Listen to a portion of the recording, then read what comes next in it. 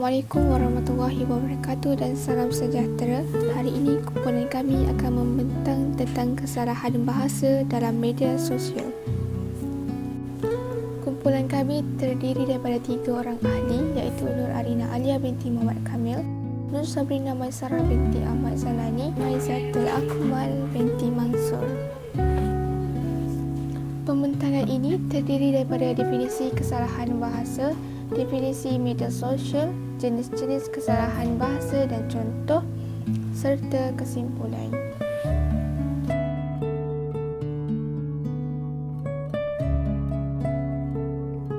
Definisi kesalahan bahasa menurut Nik Safiah Karim 1986, kesalahan bahasa didefinisikan sebagai penggunaan bahasa yang menyimpang daripada sistem bahasa atau peraturan bahasa yang dipersetujui, sama ada pada peringkat sebutan iaitu fonologi, peringkat pilihan kata atau peringkat frasa atau ayat.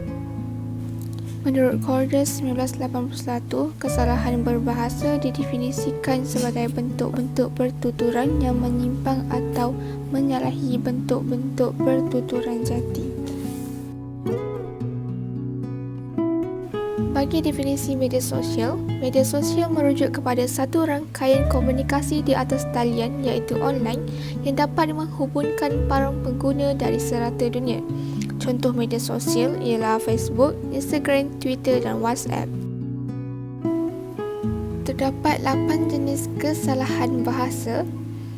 Jenis-jenis kesalahan bahasa ialah kesalahan kata terbitan, penggunaan kata ringkas, kesalahan kata sendi, kesalahan tanda baca, kesalahan lewah, kesalahan klausa, kesalahan ejaan dan kesalahan ayat.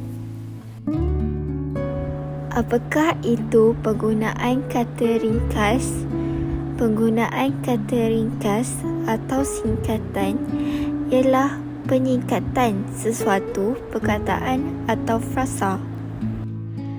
Kesalahan penggunaan kata ringkas antara contohnya ialah tak hairanlah bila ada orang tak suka kita.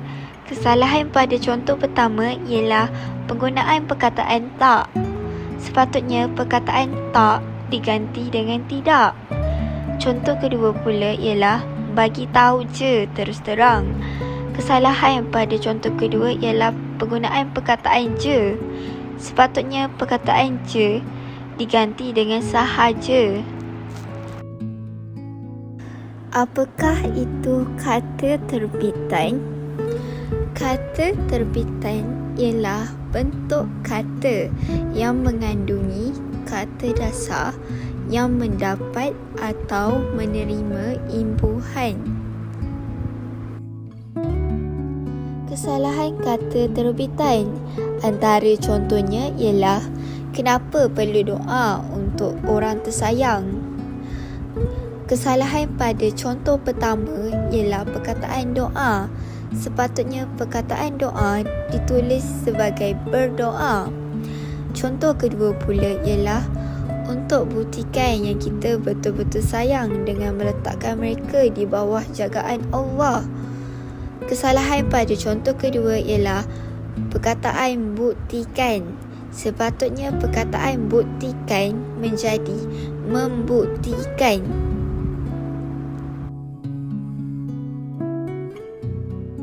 Apakah itu tanda baca? Tanda baca ialah lambang-lambang tertentu yang digunakan sewaktu menulis.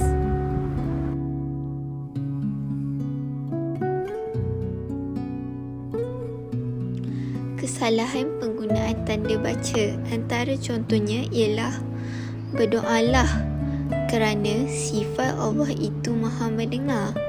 Kesalahan pada contoh pertama ialah di antara ayat berdoalah dan kerana sifat Allah Maha mendengar diselitkan dengan tanda noktah. Sepatutnya tanda noktah boleh dibuang dan menjadi berdoalah kerana sifat Allah Maha mendengar. Contoh kedua pula ialah sekurang-kurangnya kita sedar yang kita ni banyak dosa dan makin jauh tersasar dari landasan sebenarnya. Kesalahan pada contoh kedua ialah penggunaan tanda koma pada akhir ayat. Sepatutnya tanda koma perlu digantikan dengan tanda noktah kerana ia merupakan akhir ayat.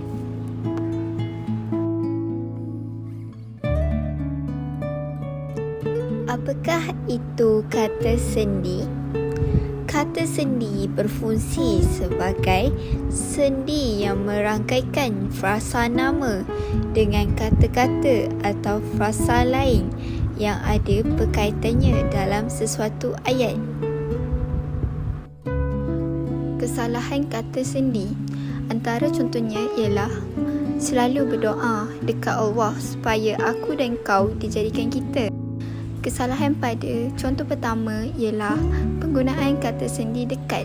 Sepatutnya perkataan tersebut ditukar menjadi kepada. Contoh kedua pula ialah pernah kau dengan best friend kau dah lama rapat sangat dengan kau. Kesalahan pada contoh kedua ialah perkataan dengan. Sepatutnya perkataan dengan diganti dengan perkataan dan.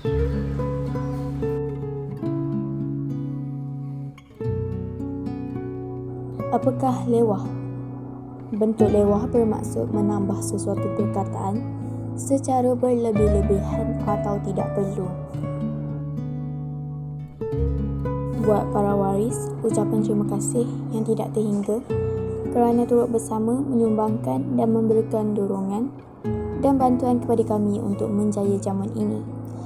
Kesalahan yang terdapat dalam ayat ini ialah berlaku kelewahan dalam ayat kerana turut bersama menyumbangkan.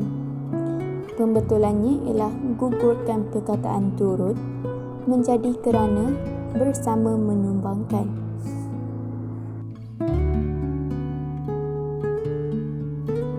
Seterusnya, hari ini saya rasa ralat sangat bila customer dah mula buat compare harga Merdeka Day adapter yang sparagraf terjual dengan harga murah.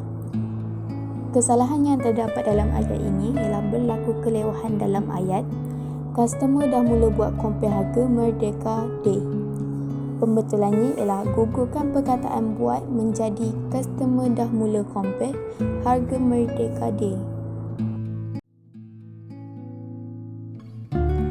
Apakah klausa? Klausa ialah satu unit rangkaian perkataan yang mengandungi subjek dan predikat yang menjadi konstituen kepada ayat. Klausa merupakan ayat yang membentuk ayat majmuk. Klausa terbahagi kepada dua jenis, iaitu klausa bebas dan klausa tak bebas.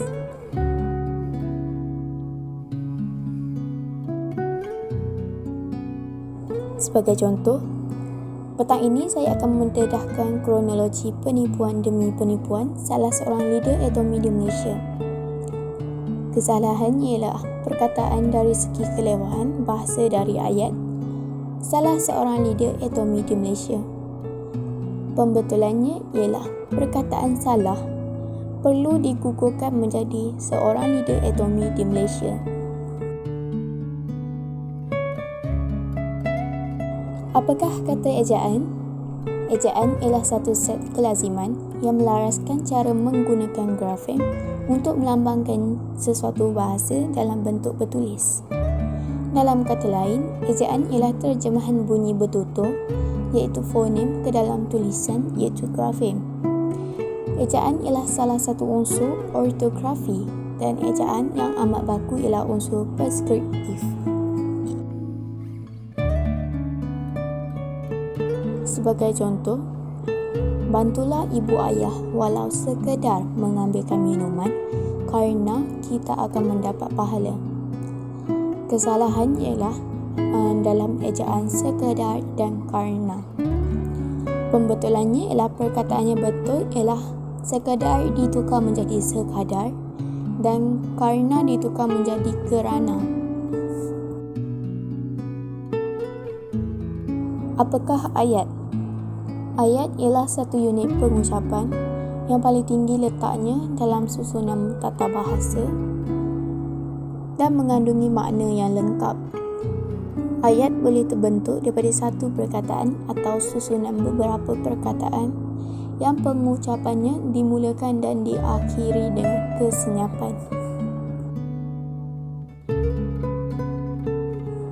Sebagai contoh, Saidina Umar fikir ada kafilah yang tak sempat masuk dalam bandar sebab dah hari dah malam. Kesalahannya ialah pada ayat tak sempat masuk dalam bandar sebab dah hari dah malam. Pembetulannya ialah ayat tersebut perlu ditukarkan kepada tidak sempat masuk ke bandar kerana hari sudah malam.